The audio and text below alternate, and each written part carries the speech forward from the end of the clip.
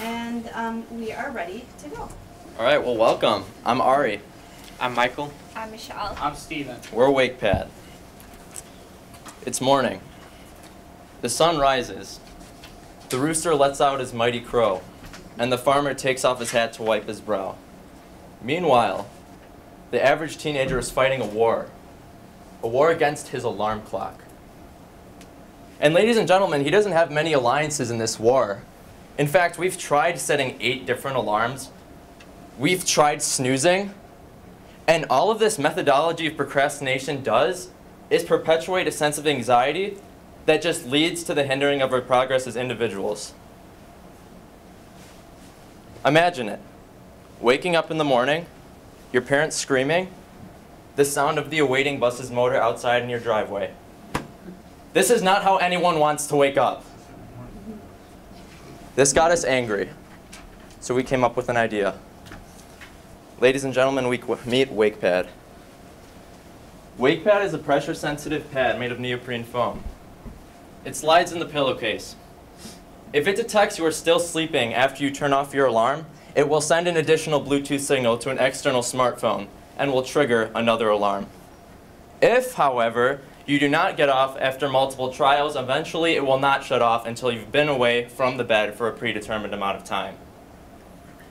We are seeking to target young, hard-working teenagers and young people in college because missed alarms are missed opportunities. And before we move on from the elevator pitch, I understand we have an engineer in the crowd, Mr. Gady. I know you'll be interested in the intricacies of our design, so we decided to provide a blueprint and a cut of neoprene foam. Want to pass this around? Sure. Pardon the duct tape. It's just for the pad. As you can see here, slides right under the pad. Steven wanted to describe how.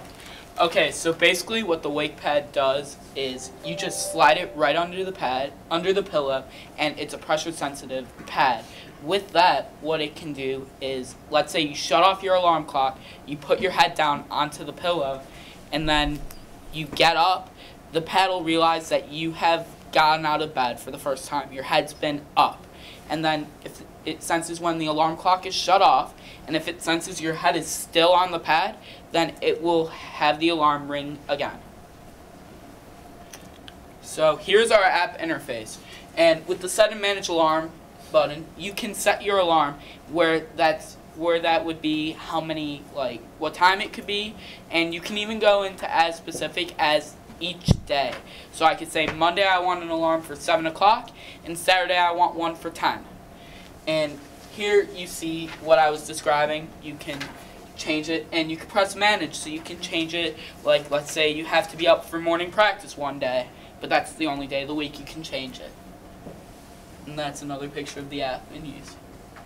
And this is our ease of access. It sort of explains what the app is and what the pad is for the consumer in case they don't know. It can also be used as a way for people to contact us if they have any questions or need any help. This is our settings. With our settings, you can say how long you want to keep the pad in use. So, like I said, when you shut the alarm off and you're already up and you put your head back on, you could say, I want that to be effective for an hour, or you can just say, I don't want it effective, but that sort of defeats the purpose of the pad. And we also made sure to include Martha. What Martha is sometimes people like me, for instance, need an extra person to wake them up, someone to yell at them, remind them of what they have in store. That's where Martha comes into play. She'll yell at you, she'll tell you what you need to do, and tell you to hurry up and get out of bed, almost like a mother, in a way. An automated mother. Also, if you still can't get up, we have a thing where you can send a text to a person, up to 3 people, so you can send a text to your mom saying, hey, I'm still not up, can you please wake me? Or something like that. Here's just some more pictures, give you an idea of what the app interface will look like. This is a blueprint of our landing page. As you see, it says, welcome to WakePad. That's our website. Right over here, we'll have a picture of our product in a shopping cart. with it in a shopping cart, that sort of, I did a little research. It sort of makes you like think, wow, I like have an impulse to buy this. So it just like makes you think about it. So we conducted a survey with 51 students in high school and college, and of those, 100% of the students we interviewed had their own smartphone, and 90% of the students we interviewed used an alarm to wake up, and 87% of the people who use an alarm feature on their phone. So here are the survey results. Here they were asked, would you buy this product for $30, and as you can see, nearly 70% said yes. Okay, so that gets us into our total addressable market. So we have 7 in 10 people saying that they would buy a product like this. So that leads us to our assumptions. We took the number of Americans that had a smartphone, multiplied it by the decimal value by the total population of the US. And then we took the amount of Americans that use an alarm to wake up. Obviously, you're going to have both have a smartphone and be already accustomed to using an alarm, or else you're completely outside of the target market. So our total number of customers that came out of that segment was 161 million. And so our retail price is going to get us into our SAM, which should be the next slide. Yes. So that leads us, so this is where we finally had the 7 in 10 people, multiplied by the final value, multiplied by the retail price, which gave us a total serviceable market of over 3.3 billion. So our market size. So currently we see from our survey results, we have market validation that the problem that we are working to solve has a significant impact on society, and people are willing to purchase our product. And we've actually had many people reach out to us and ask when this product is going to be available for purchase, and that just shows us that people are interested.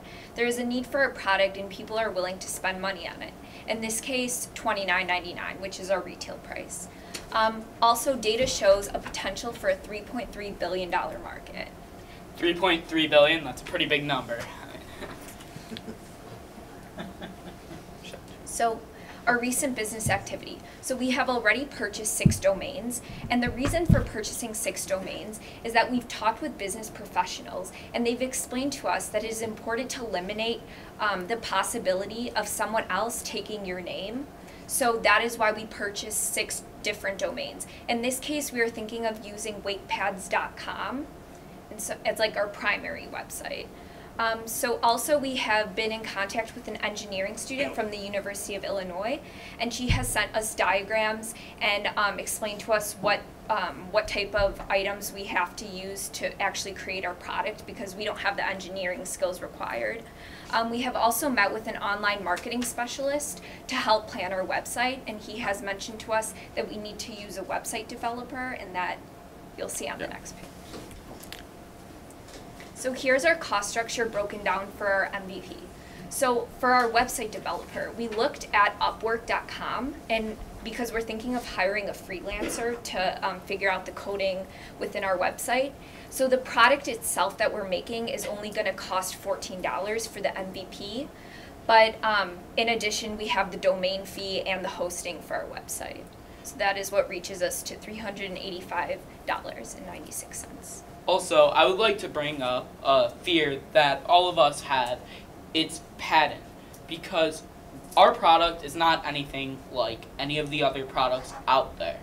There's no direct competitor. There's some indirect competitors, like Zeke, for instance, but there's no direct competitor to us. And that brings a fear to us if we show people what our product is, how it works. How do we know they're not just going to steal it from us? That's where we need a patent, although we don't have the money for it, and that's our fear. So for the COGS, we estimated for around $14, and then we'll be selling it for $29.99, which would leave us with a $15.99 net profit. So our next steps: we need to collect investments to help us produce our MVP. We need to get a provisional patent and a trademark, and we need to build the MVP. And the timeline: we want to get the video completed by March 12th, and we want to have the website completed by March 25th, and we want the trademark and provisional patent by May 1st. So how will we track our MVP?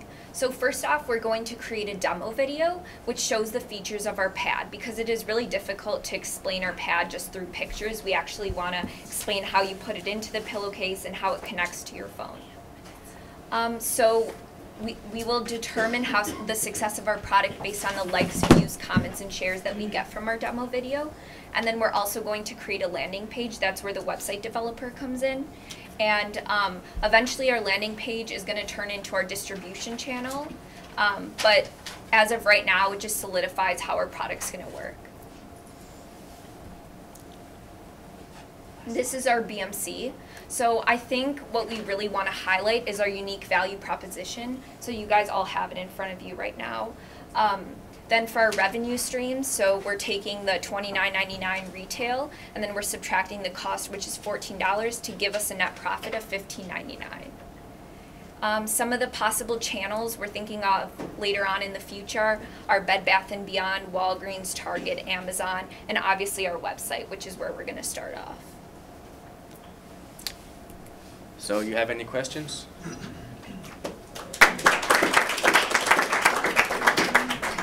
I didn't hear anything about competition. Competition, So we again, I could be sleeping during this part. Can I take? No, we didn't hear So anything. there are products like this out there, like this. Maybe not exactly with pressure sensitive. Can you tell us a little bit about who your competitors are? Absolutely. So the first one we found was actually mentioned to us by one of our mentors, and that's called Zeek. Zeek is a complete pillow, actually. It uses Bluetooth technology to get sounds from your phone. It has like white noise or something like that. The trend we found amongst most of these competitors is actually the reason why we chose not to list it as a direct competitor. It's because they tend to monitor sleep activity and don't target the problem of getting people out of bed. The reason why that doesn't make them a direct competitor, I mean, as I just stated, there's a very distinct difference between the two. We personally, according to our survey data, there's not a need to really monitor your sleep unless you really have a precedented reason to do so. That's why. However, that's not to say that we're not going to include something with those products in the next presentation, because there is always room for improvement. I would also like to add that the Zeek pillow, what that does is that focuses on getting you up just one time, like a regular alarm clock. What ours focuses on is when the alarm is already shut off and you fall back asleep. That's what our competitors don't have that we do. So nice job. I really like the enthusiasm that y'all have for this. I don't know if you remember, I actually was in your classroom a few months ago, and I have to admit, when you guys shared this, I was dubious. And then my son turned 15, and I see the value. I think what you're selling is the confidence to wake up, and it is a battle every morning with the alarms going off, and the only person not waking up is my son. I guess my question though is, the key to this is that your product works. And it actually has to do something different than an alarm clock does, because what you're selling is the confidence. And so, how do you know it works? What have you done, or what's different about this that you're gonna? So what if I'm not? My head's not on the pillow. What if I'm sleeping funny? What if I'm like, if I don't make much of an indent on the pillow? So, great question. We've gotten that a lot. And my best answer to you is that it is not perfect. It's a pad. The best solution we've come up with to rolling off the pad, or just not being on the pillow, is putting it inside the pillowcase and under the pillow. That way it can't like slide out from under the pillow, like back, wherever, and also so it's not uncomfortable on your head. So that serves to the whole like displacement of the pad. According to the first part of your question, which with regards to the functionality of it, we haven't had the resources to really get in contact with engineers. We haven't had the resources to test out the Bluetooth functionality. In fact, in our recent investigation of Zeek, which is the other pillow, one of their main problems was the Bluetooth. And that obviously might serve to be a major problem for us too. Also to keep in mind that it has a completely different functionality than ours. It'll be just one signal sent from ours. A lot simpler. Great question, and we can get back to you once we have the funding to do so. What if you throw the pillow? Yeah, I mean, I had a similar question, Yeah. right, which is, Well, I just no, avoided if I wanted, I mean, there are two things. One, you talked about in your app, you have a feature that you can turn this thing off, right? Why would you want to give that as an option if the objective is, let me just finish that. Yeah, Right, and the other please. one is, if I want to throw the pillow away, just avoid it, and that way, you know, you can get past it, so. Right. Again, nothing you can do about it, but, I think there is though, because the people who are buying this want to solve a problem. As we were just talking about, it's more the sense of security you get from knowing that you will be up in the morning. If that were me, and according to our survey data, we wouldn't like there wouldn't be an incentive to move your head from the pillow because that is your sense of security. So we're basically going off of a sentiment here. Products appeal to people because of emotions, and we're playing off a major one right now, and that's fear. That's the anxiety that comes from missing your alarm. People will not want to miss their alarm. I would also like to add real quick that this pad isn't for people that don't want to wake up. This is for people that would like to wake up and just need the extra step of how. that's fine. Maybe one suggestion there is, as you do your market sizing, you might, I don't know how many people actually use a pillow to sleep. There are a fair amount of people who don't, right? So, you know, does this also work just on a mattress, or would it work just on a mattress? Of or? course, yeah. I mean, then you'd have the problem of it sliding out somewhere, which we could maybe be able to solve with some layer that goes over or something like that. There's always room for improvising when it comes to that, but this is our main product form. So I'm still struggling, and so when you go back and I'm struggling with why you need the pad. So you don't have to answer the question now, but I would just go back and maybe talk amongst yourselves, why do you actually need the pad? If you have an app that will keep on making you get up or touch something or do something, you know, but so I don't answer the question, I just. Oh, I actually have a pretty simple answer. You don't have to. Okay, Okay. don't answer it. Okay. Anything else? Any other questions with your No, business great. model or? Yeah, I have one quick one. So I love the idea because I see the challenge. I feel you. You surveyed high school students.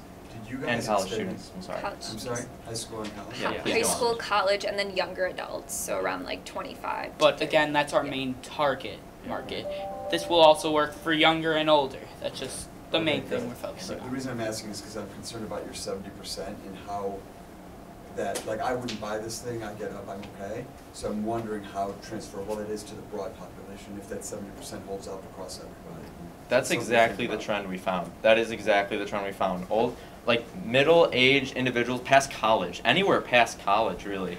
No, like come on, guys. Like past college, like there was no interest for this because by then you got yourself together. Right, Like so your total market you know, like in the best way of putting it. I think you might want to check the addressable market though, because Yeah. you went It's for too all big. Americans. That's true. Yeah, I mean we'll limit it geographically Like and I all. wouldn't buy this for me, I'd buy it for my high school kid. And Yeah. so I think you just have to look at your addressable market. Mhm. Yep. Thank you very It's great, much. though. Thank you. Super. Thank you. Thank Thank you very much.